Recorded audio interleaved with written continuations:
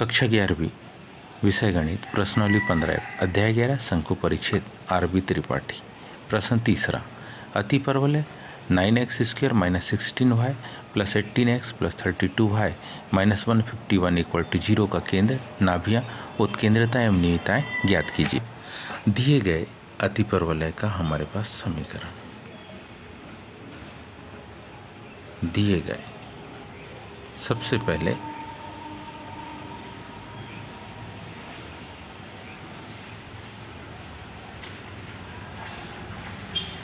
दिए गए अति परवलय का हम क्या लिख रहे हैं, समीकरण लिख रहे हैं। वो हमारे पास है 9x² - 16y² + 18x + 32y - 151 = 0। 151 को दाहिनी तरफ पक्षांतर कर देंगे तो 9x², 18x को इधर ले आएंगे, -16y² + 32y = 151। पहले दोनों पदों से यदि 9 को कॉमन लिया जाए तो ये होगा x² + 2x। बाद के दोनों पदों से -16 को कॉमन लिया जाए तो ये होगा y² - 2y = 151। इसको पूर्ण वर्ग बनाने के लिए हमको यहाँ +1 चाहिए, लेकिन ब्रैकेट के अंदर +1 होगा तो ये उसका 9 में गुणा होके 9 बन जाएगा, और 9 को बैलेंस करने के लिए इधर +9 लिखेंगे। साथ ही साथ y² - 2y यहाँ हमको +1 चाहिए, लेकिन +1 लिखेंगे तो उसका -16 में मल्टीपल हो जाएगा, तो वो -16 हो जाएगा। इसको बैलेंस करने के लिए दाहिनी साइड -16 लिखना पड़ेगा। तो ध्यान से देखिए, यहाँ अपन ने क्या लिखा, x² + 2x + 1। ये 1 नहीं है, 9 है। एक तरीके से ये 1 दिख रहा है, लेकिन 9 में मल्टीपल होके 9 आ जाएगा, इसलिए इधर +9 लिखेंगे। -16 y² - 2y + 1 लिख रहे हैं। वास्तव में ये 1 नहीं है, बल्कि क्या है, -16 है, क्योंकि ब्रैकेट के बाहर -16 है। आंसर में कोई अंतर ना आए, इसलिए आपको समीकरण के दोनों पक्षों में क्या कर रहे हैं, +9 और -16। ये है +9 और ये है -16 का दोनों पक्षों में क्या कर दिया, योग कर दिया। मान को देखिए, अब इसको हम पूर्ण वर्ग के रूप में बड़ी आसानी से लिख सकते हैं। क्या लिख सकते हैं, तो इसको हम लिख सकते हैं x + 1 होल स्क्वायर -16। इसको हम लिख सकते हैं क्या, y - 1 होल स्क्वायर। 9 जुड़ेगा 160, 160 में से 16 को घटाएंगे तो बराबरी से क्या हो जाएगा, 144।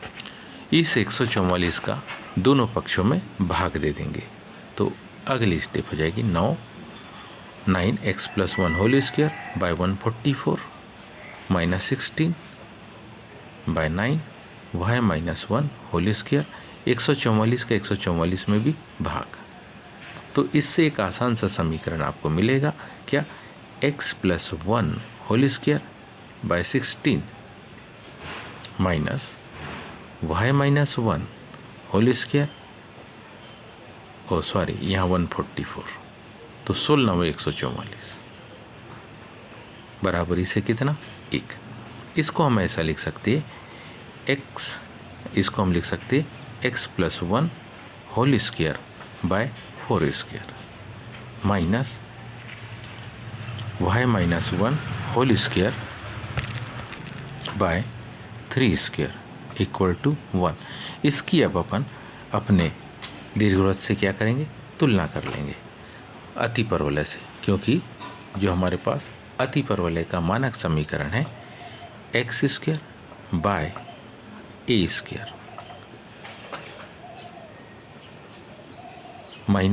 y² / b² बराबरी से 1। इससे हम इसकी क्या करेंगे, तुलना कर लेंगे।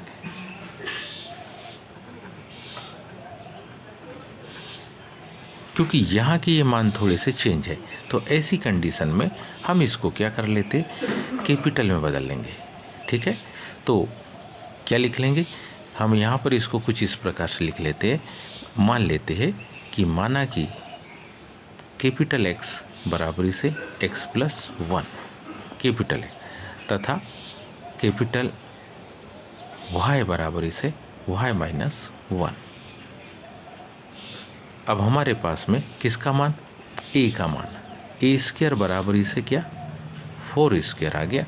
इसका मतलब है कि ए की वैल्यू बराबरी से कितनी आ गई, 4 के बराबर। बी स्क्वायर बराबरी से 3 स्क्वायर है, मतलब क्या बी का मान है 3 के बराबर। अब केंद्र के लिए, केंद्र हमारे पास जब अति परवलय का केंद्र निकालना है तो हम जानते हैं केंद्र क्या होता है, 0, 0। इसका मतलब क्या, कैपिटल एक्स का मान 0 और कैपिटल वाई का मान 0। लेकिन हमारे पास कैपिटल एक्स मतलब एक्स प्लस 1 है, क्योंकि यहाँ एक्स प्लस 1 होल स्क्वायर है, कैपिटल एक्स अकेला नहीं। तो इसको हम लिख सकते हैं एक्स मतलब small x plus 1 equal to 0, तथा capital Y means Y minus 1 equal to 0। पक्षांतर करेंगे तो x की वैल्यू आएगी -1 तथा y की वैल्यू आएगी +1। इसका मतलब क्या हुआ, इसलिए इसके क्या निकालना था, केंद्र निकालना था। तो हम बड़ी आसानी से इसके केंद्र को लिख सकते कि केंद्र क्या आ गया, -1, 1 इसका केंद्र आ गया। दूसरा मान निकालना है उत्केंद्रता।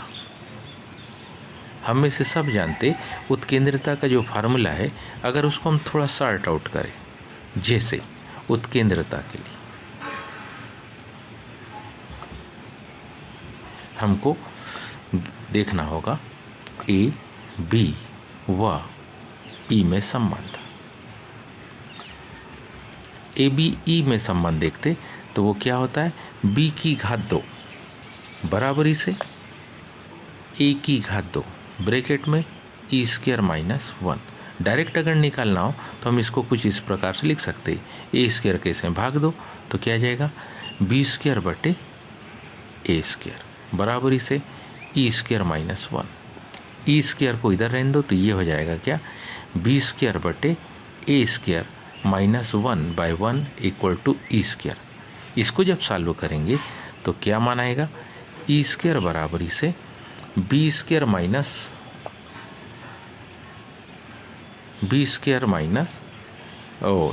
ये प्लस बी स्क्वायर प्लस ए स्क्वायर बटे ए स्क्वायर। अब अगर हम इसका क्या करें, ई को लिखे तो हम बड़ी आसानी से लिख सकते ई बराबरी से अंश में थोड़ा सा अल्टरनेट लिख सकते, ए स्क्वायर को पहले बी स्क्वायर को बाद में बटे ए। ये इससे हमको ई का मान डायरेक्ट मिल जाए। अब हम जानते हैं किसका मान, ए स्क्वायर का मान। ए स्क्वायर का मान कितना, तो ए स्क्वायर का मान हमारे पास है 4 का वर्ग धन 3 का वर्ग और बटे कितना 4 चौक 16 3 तिया 9। तो किसका मान, ई का मान।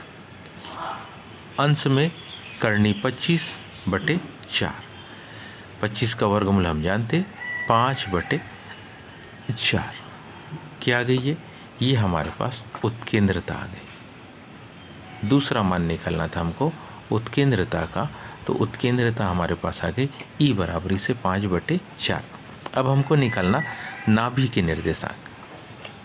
नाभि के निर्देशांक देखिए, अति परवलय की नाभि के लिए जो निर्देशांक आते वो कुछ इस प्रकार से, क्या, कैपिटल एक्स बराबरी से प्लस माइनस ए ई, और ये होगा capital x means x plus 1 equal to a का मान 4,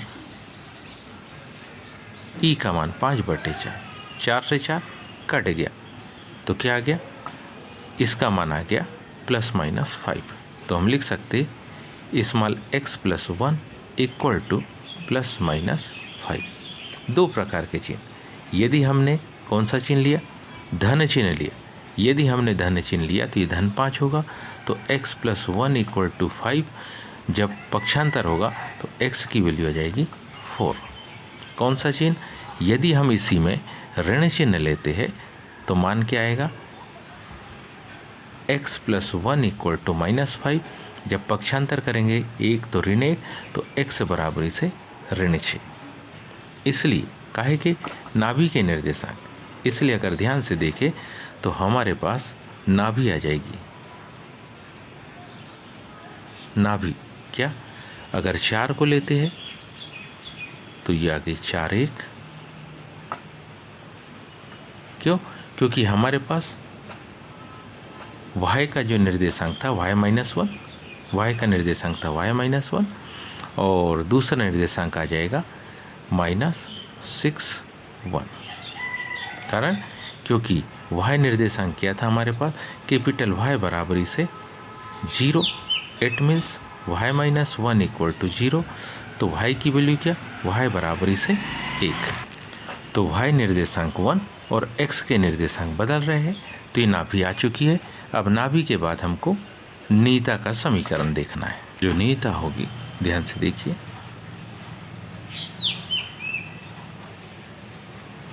नीता होगी कैपिटल X बराबर से क्या? Plus minus a/e। Capital X मतलब x plus 1 equal two plus minus 16/5।